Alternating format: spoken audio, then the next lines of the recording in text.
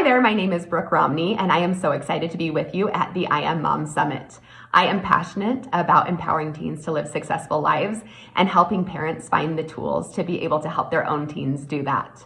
And today we're talking all about technology, which is central to our teens' lives, whether we like it or not. My oldest is 20. And so we lived in kind of the wild west of parenting when it comes to smartphones and cell phones. And I feel like we did all kinds of things wrong. There were no third-party apps. There was no screen time or controls. And I knew it didn't feel right to give my teen unlimited access to things like that. But everyone was making really interesting decisions and I wasn't quite sure what to do. So we made a bunch of mistakes. And since then, I have been able to help parents maybe do it a little better and a little smoother. So today I wanted to share 10 ways that I think you can bring smartphones into your life in a more successful way. So the first key is to delay. When we delay, we give our kids such a gift because we let them figure out who they are without a peanut gallery of peers who don't care one little bit about them deciding who they are. And I think it is so wonderful for them to be able to go through those really intense, kind of difficult middle school years, being able to decide if they like something without everybody telling them it's stupid, or wear something without being embarrassed, or know everything that's going on in everyone's life or who they're hanging out with and always feeling bad. So keeping smartphones away for as long as possible, I think, is an awesome first step. So like Protect Young Eyes says, delay is the way. The second thing that I think has really made a difference is that when we do start, we start really slowly. So my 11-year-old right now has a Gab watch, and it has been a huge blessing. It allows him to feel connected. It allows us to feel like he's safe, but he does not have the burden of a cell phone. And I love that for him. We love the watch. It helps him be responsible, be on time, and it's a great first step. After that, we love introducing the Gab phone. The Gab phone was around when my third one was old enough, and we gave him that Gab phone, and it was amazing to watch him start to make connections, build friendships, all kinds of really great things, reminders, calendars, without the burden of the internet, without the burden of social media. I loved watching him be a 13, 14-year-old boy who still liked to play with Legos and be outside, and he wasn't constantly tethered or had headphones in all the time. I love being able to start slow. The third thing that we need to talk about is, if you do this, will your kids be left out? And the answer is yes.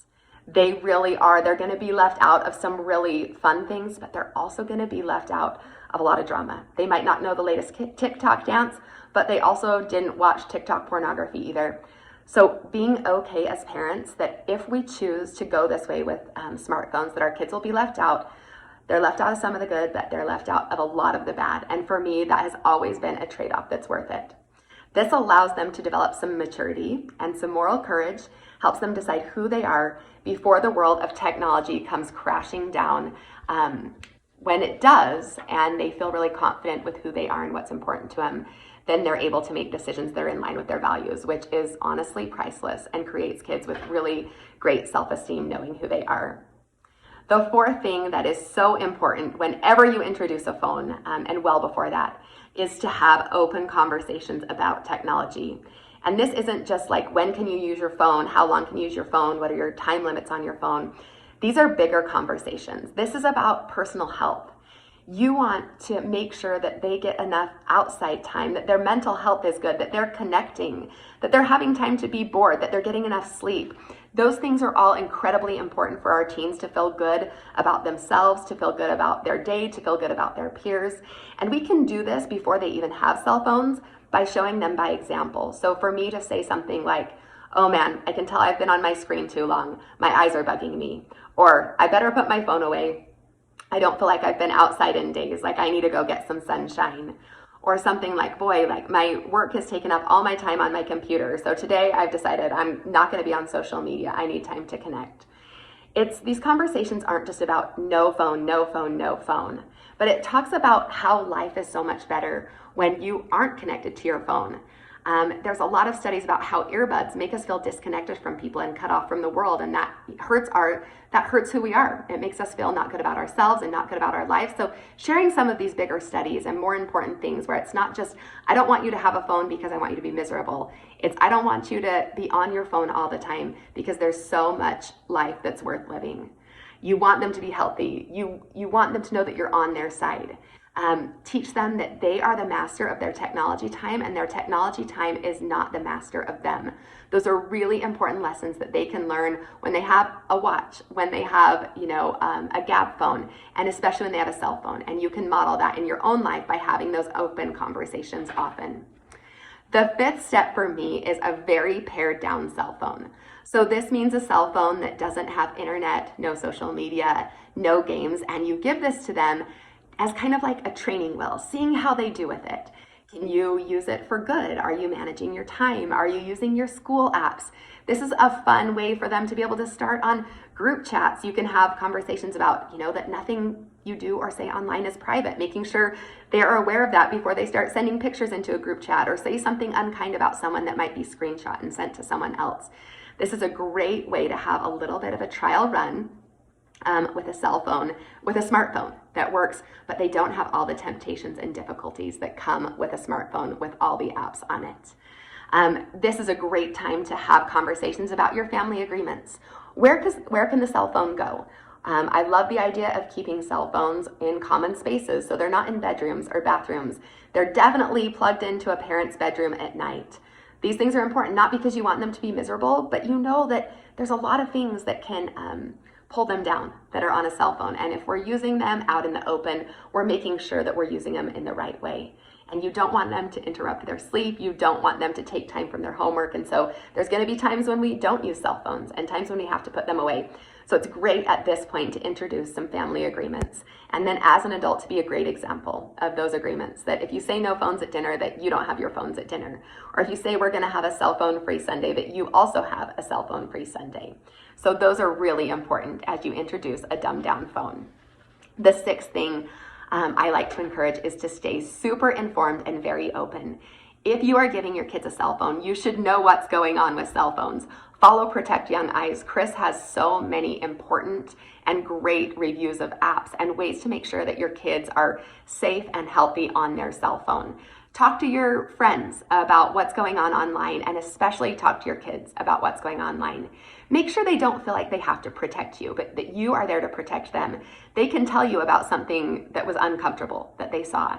They can tell you about some friends who are participating in a challenge they don't think is okay, and that you are a safe place and a safe person to go to when they have questions about what they're seeing or what people are doing online. Stay informed, be super open. And then one thing that is so important to me is that they are going to make mistakes. They're going to try to get around your parameters.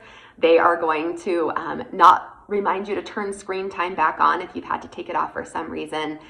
And when those things happen, because they will, because they're kids and they want to push boundaries and they want more freedom, that you come to them with so much love and so much understanding. There's still consequences for breaking family rules when it comes to cell phones, but you're not doing it because you want to create a horrible life for them or you don't trust them or you think they're bad people. You're doing it because actions have consequences. You're doing it because you want them to be able to have a really healthy technology life. And in order to do that, you guys have to be open. You have to be honest, and you have to be able to trust what they're doing online. You want to have parameters, but you also want them to, take opportunity to get a little bit more freedom. And that is my seventh point, is that when you do open things, that you open them really slowly. So one of the ways I love doing this is if you're ready to introduce social media, that you do it first on your phone. You both have the password, you both have access. Maybe they can use Instagram for 30 minutes while you're around in the family room. And that's a great way to be able to introduce social media and see how they feel about it, and then have really great conversations. How did you feel when you were on Instagram for 30 minutes? Were there any accounts that were kind of strange to you or made you feel off? Did you get any messages that were really uncomfortable? Are you private? Are you following the right people? Let's check. Let's check your followers. Let's check who you're following. Make sure these are accounts that bring you up. That's a really great way. Maybe they can play games on your phone for 30 minutes. Or maybe you open games on their phone, but you have a 30-minute time limit. See if that's something they can stick to, and see if that's something where they still can get their homework done and get to bed and feel really healthy. So open things slowly is really a great tip. Number 8 is to give more freedom with constant conversations. These conversations are so important so that your kids feel like you care about them. They're not on their own. Just because you said you were going to open the internet, just because you said social media was allowed, they don't have the burden of always feeling like they have to regulate that. Let them know that you are there for them. When you've opened something up, hey, like, are you doing okay on Instagram? Is there anything that's uncomfortable? Boy, how's that internet going? Do you feel tempted by porn sites? What can I do to make this easier for you? I know it's hard to be a kid. I know it's hard to have hormones. I know that this is a lot for you to be able to handle. I don't know if I could have handled it when I was young. So I want to do anything I can to make that easier. Would you like me to take the internet off for a while? Do you need me to, shut down social media for a bit? I'm always happy to be your excuse. And that leads to the ninth thing, letting them know that you're always on their team. You're not the policeman. You're not there to make their life miserable. You're there to empower them and to make sure that they are living a life that they are really proud of. And if that means for a little bit that the internet has to disappear, even if it makes life easier for them in a lot of ways, the internet disappears and you can be the bad guy. If that means that friends are being horrible on social media, then that's okay for them to take a break, and you're happy to take the fall. You're happy to be the one that says, my parents said I have to take a social media break. Let them know that you are always on their team, especially when it comes to technology. That even as an adult, you have a difficult time regulating yourself. You have a difficult time turning it off. You have a difficult time not getting bogged down by what's on social media or getting pulled by ads that you see online. Let them know that that is part of being human and that you are there on their team to do anything that you can to help them get through it. And that is the 10th thing. You've probably watched a bunch of these technology segments, and some of you might be thinking, wow, I have done so many things wrong. And if that is true, one of the things that is so important to me is that you know that it is never too late. It is never too late for you to be able to make a great decision for your family. You can go to your kids, you can say, I am so sorry. I gave you too much responsibility. I gave you too much freedom. That's not okay with me. Your brain's not ready. Your body's not ready. And I am going to have to scale back. And I know it's going to be hard for a little bit. You might be angry at me, but I know in the long run that I am doing what's right for you and what's right for our family. You might have to scale back. You might have to apologize. You might have to take the blame or the fall for some things that they've already encountered or had to encounter online.